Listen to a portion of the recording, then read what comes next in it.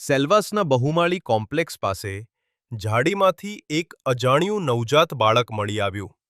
એક અજાણ્યો વ્યક્તિ બાળકને ઝાડ નીચે છોડીને ભાગી ગયો. લોકોની સતર્કતાને કારણે બાળકનો બચાવ થયો. પોલીસે માસૂમ બાળકને પોતાની કસ્ટડીમાં લીધો.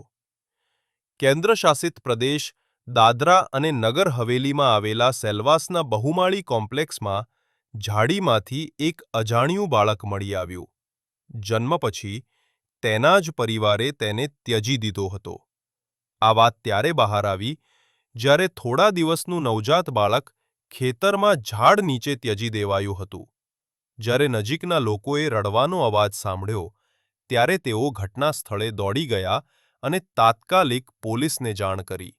માહિતી મળતા પોલીસની એક ટીમ ઘટના સ્થળે પહોંચી બાળકને પોતાની કસ્ટડીમાં લીધો અને પ્રાથમિક તપાસ માટે હોસ્પિટલમાં મોકલી આપ્યો. સ્થાનિક લોકોએ જણાવ્યું કે બાળક ફક્ત 2 થી 3 દિવસનું જ દેખાય છે. બાળકની હાલત હાલમાં સ્થિર છે. સીસીટીવી ફૂટેજ આ પાપ કરનાર અને બાળકને તેની માતાથી અલગ કરનાર વ્યક્તિની ઓળખ કરવામાં મદદ કરી શકે છે. ગુનેગારને ન્યાય અપાવવા પોલીસે નજીકના કેમેરાની તપાસ શરૂ કરી છે.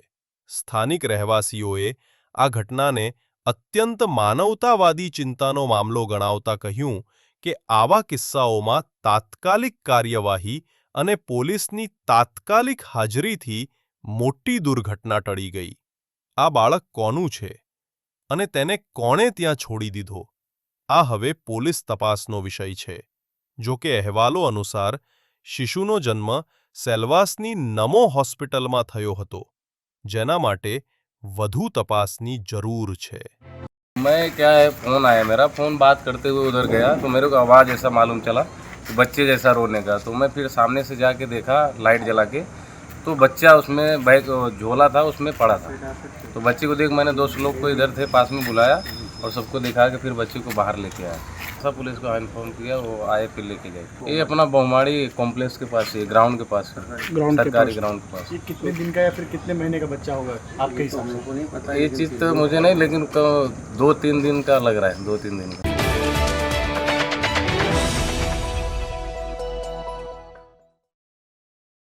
આંધ્રપ્રદેશના કુર્નુલમાં હૈદરાબાદ બેંગલુરુ હાઈવે પર થયેલા ભયાનક બસ અકસ્માતે સમગ્ર દેશને હચમચાવી દીધો છે. આ દુઃખદ અકસ્માતમાં 20થી વધુ નિર્દોષ લોકોના મોત થયા. આ ફક્ત એક માર્ગ અકસ્માત નથી, પરંતુ જવાબદારીથી છટકી જતી પ્રણાલીગત નિષ્ફળતાનું પરિણામ છે. તે વધુ ચિંતાજનક છે કે સંડોવાયેલી બસ DD01N9490 ને 27 માર્ચ 2025ના રોજ સિલવાસા આરટીઓ ઓફિસમાં ફિટનેસ સર્ટિફિકેટ આપવામાં આવ્યું હતું.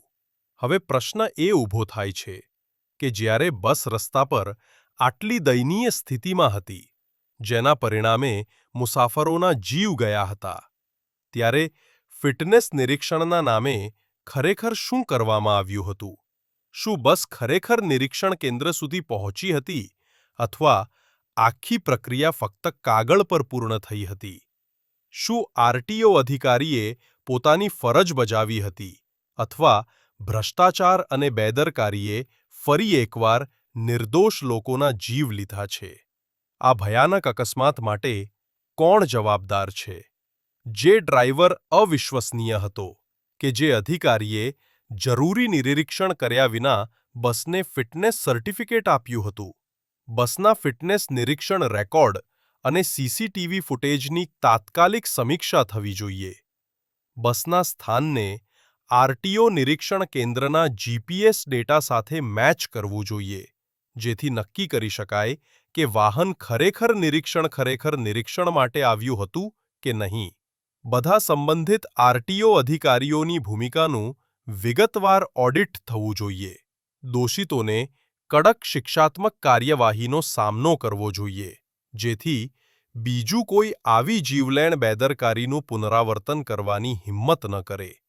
20થી વધુ પરિવારો બરબાદ થઈ ગયા છે. આ હવે માત્ર એક ઘટના નથી, પરંતુ જવાબદારીની કસોટી છે. વહીવટીતંત્રે નક્કી કરવું જોઈએ કે માનવ જીવનનું મૂલ્ય સહી અને કાગળ કરતાં વધુ મહત્વપૂર્ણ છે કે નહીં.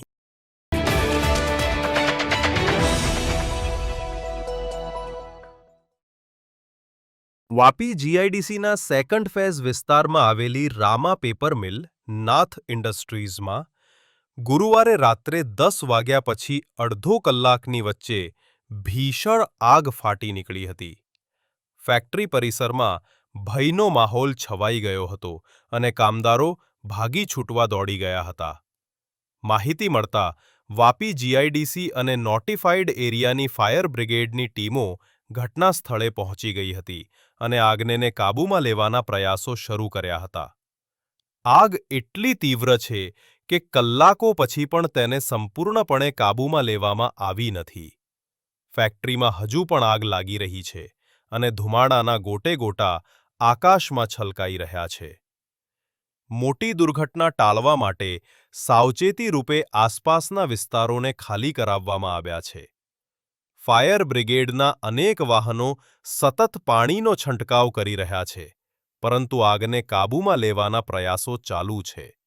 પ્રાથમિક માહિતી મુજબ શોર્ટ સર્કિટને કારણે આગ લાગી હોઈ શકે છે.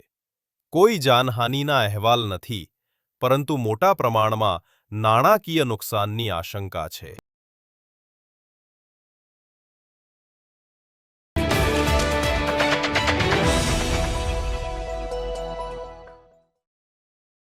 વલસાડના રાબડામાં વિશ્વંભરી તીર્થધામ.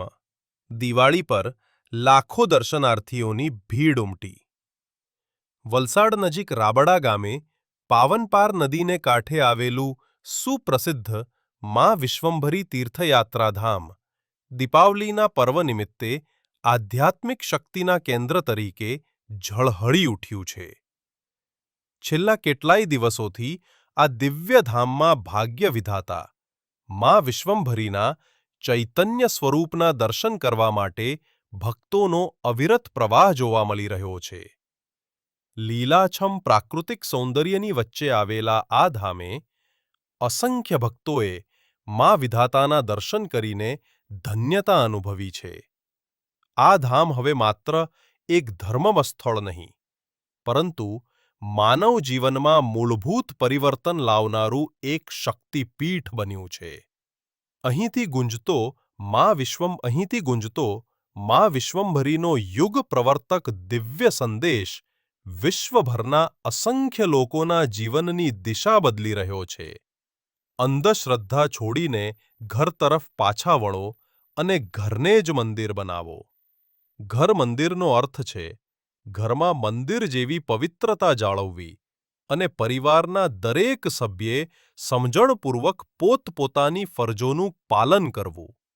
આ દિવ્ય સંદેશના પરિણામે આજે માત્ર ભારત વર્ષમાં જ નહીં, પરંતુ વિદેશમાં પણ ભાવિક ભક્તો પોતાના ઘરોને મંદિર બનાવીને ઘરમાં જ ખરા અર્થની શાંતિ અને સ્વર્ગની અનુભૂતિ પ્રાપ્ત કરી રહ્યા છે. મા વિશ્વંભરી તીર્થધામ ભક્તિની સાથે સાથે સનાતન વૈદિક સંસ્કૃતિના વારસાનું જતન કરવામાં પણ અગ્રસર છે. અહીં આવેલી ગીર ગાયની આદર્શ ગૌશાળામાંથી પ્રેરણા મેળવીને અસંખ્ય શ્રદ્ધાળુઓ હવે પોતાના ઘર આંગણે ગાયોનું પાલન પોષણ જતન કરીને ગૌપાલન યજ્ઞમાં જોડાઈ રહ્યા છે. આ ધામની અણીશુદ્ધ સ્વચ્છતા અને અદ્ભુત શિસ્તતા ભક્તો માટે એક આદર્શ બની છે, જેનાથી પ્રેરિત થઈને લોકો પોતાના વ્યક્તિગત જીવનમાં પણ સ્વચ્છતા અને શિસ્તતાનું ચુસ્ત પાલન કરવા સંકલ્પબદ્ધ થયા છે. આ ધામ કર્તવ્ય કર્મ, કર્મભક્તિ અને કર્મયોગી એમ ભક્તિના આ 3 ચરણની મૂળભૂત પ્રેરણા આપી રહ્યું છે, તેમજ જીવન જીવવાની સાચી કળાની શીખ આપીને ભવસાગર પાર કરવા અને મોક્ષના માર્ગ તરફ દોરી જતી દિવ્ય દીવાદાંડીની ગરજ સારે છે. આ દિવ્ય ધામ અસંખ્ય લોકોના જીવન પરિવર્તનનું પ્રેરક બળ બની રહ્યું છે.